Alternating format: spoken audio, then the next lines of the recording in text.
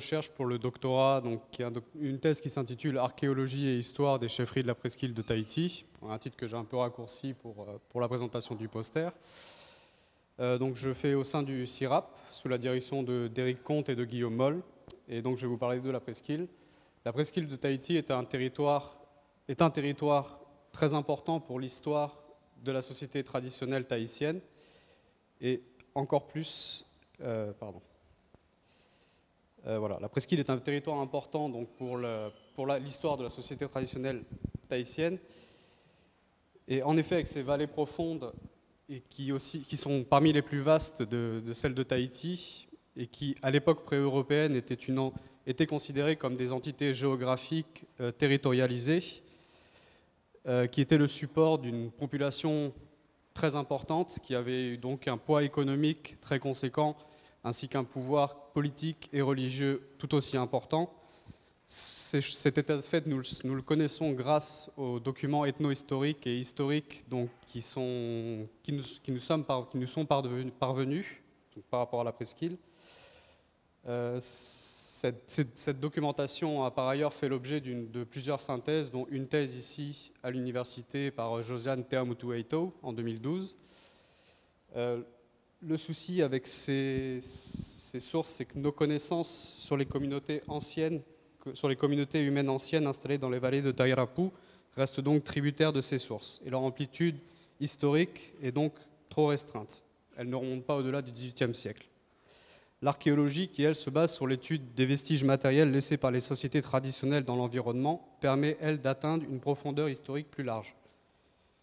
Donc pourtant, ces vestiges dans les vallées de Tairapu, depuis le début du XXe siècle, n'ont fait l'objet d'études que très ponctuelles et consistant souvent en des inventaires de monuments de surface et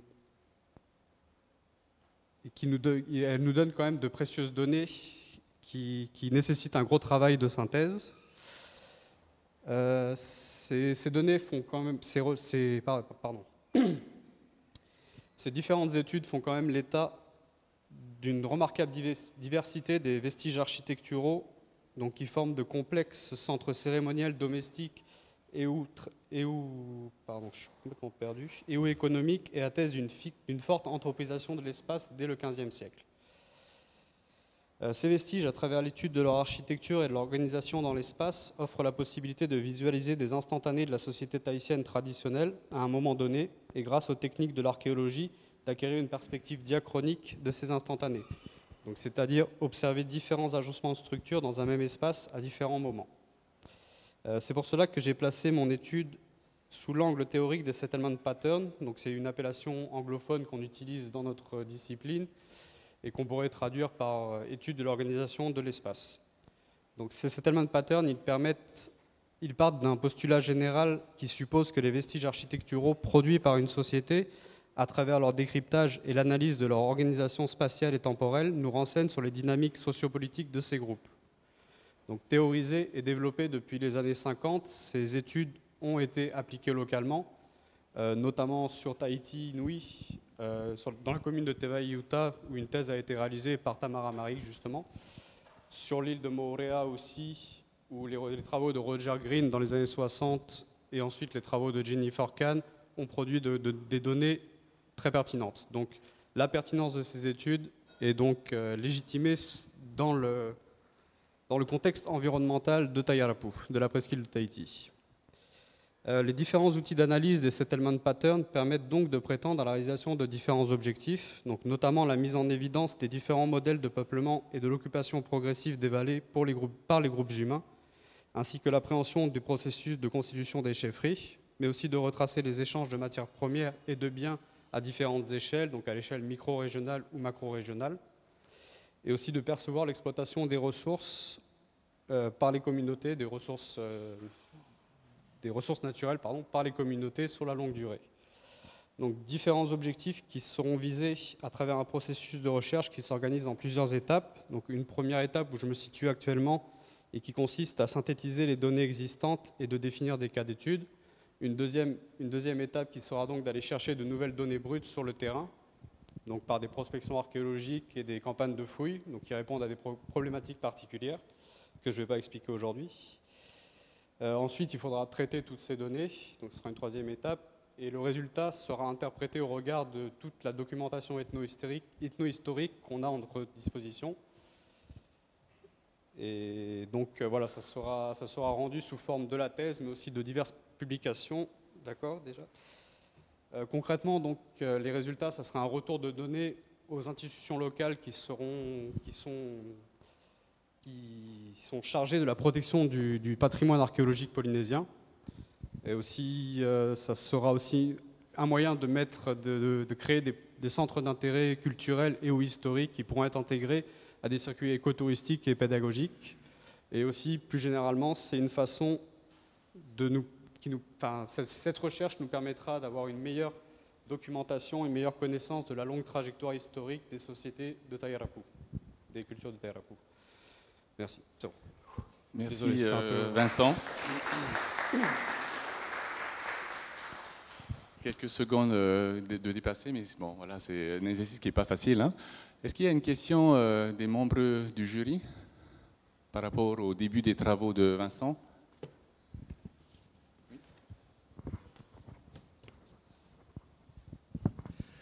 Bonjour, merci pour la présentation. J'avais une question peut-être simpliste, mais j'aimerais savoir est-ce que tu as une documentation qui est peut-être un peu plus large sur l'île principale, sur Tahiti Nui, qui te permettrait de comparer oui, en fait, ton analyse, quoi.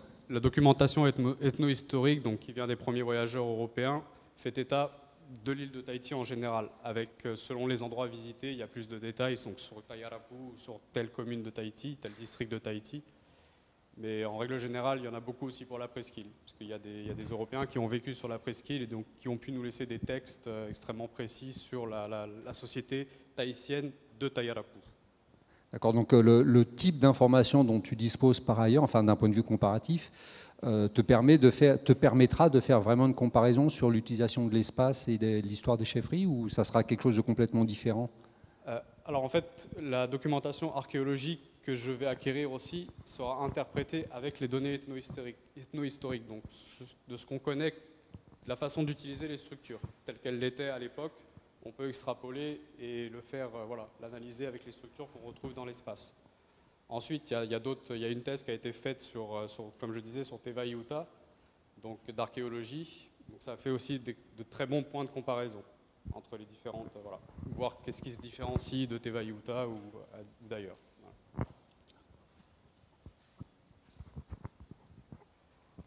Bonjour Vincent, Bonjour. vieille connaissance. Bon, je vois que tu vas travailler dans le domaine de l'archéologie, des données ethno-historiques. Est-ce que tu envisages aussi de faire un tour par les mythes, par la mythologie? Parce que des exemples de chefs de la presqu'île qui sont allés guerroyer jusque dans les Tuamotu pour aller chercher des bonnes femmes notamment, hein, on en a à la pelle. Donc ce serait peut-être intéressant aussi que tu penses à cette ouverture. Oui, quand je dis documentation ethno-historique, ça comprend ça. Ça comprend aussi les données de la tradition orale et tout, tout ce qui est mythe et tout ça, et tout ce qui peut nous donner des éléments de compréhension de l'ancienne société. Ouais, de même qu'il existe des mythes de gens venus de Raiatea qui sont allés embêter un peu les habitants de la presqu'île. Oui, par exemple, il y a la légende aussi du prêtre de Raiatea qui serait venu à Tautira et qui aurait emporté avec lui le culte de Oro, toutes ces choses-là, seront pris en compte. Puis moi, j'y tiens, c'est toujours la Raiatéenne Veiatua, qui est surfeuse et qui vient foutre la pige au mec de Tiopo. Oui, il y a ça. La surfeuse de vagues. C'est des données qui seront prises en compte au même titre que les données ethno-historiques. Je pourrais te communiquer les trucs que j'ai là-dessus. Avec plaisir. Une dernière question. Oui, bonjour. Je voulais savoir si dans le cadre de ce travail de recherche, tu envisageais de faire des comparaisons à titre régional un peu plus large, et notamment sur d'autres îles. Comme j'ai pu lire dans ton poster que tu vas travailler aussi sur l'introduction du culte du dieu Oro, lié avec l'île probablement de Raiatea, là, ce que vous venez juste d'évoquer. Par rapport avec ce qu'on connaît ou le peu qu'on connaît sur les îles sous le vent, voire d'autres endroits de Polynésie. D'abord, je pense que ça va être centré sur la presqu'île comparée avec l'île de Tahiti, donc avec vos recherches sur Teva Iuta, sur l'île de Tahiti, mais aussi avec ce qui s'est fait sur Moorea, donc l'archipel de la société aussi, et peut-être avec Raiatea.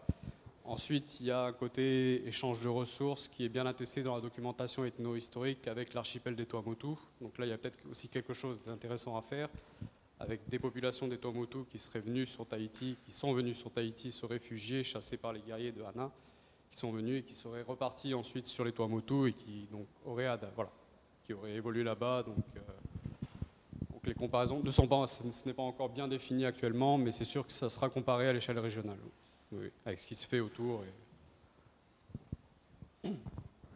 Merci Vincent pour cette présentation.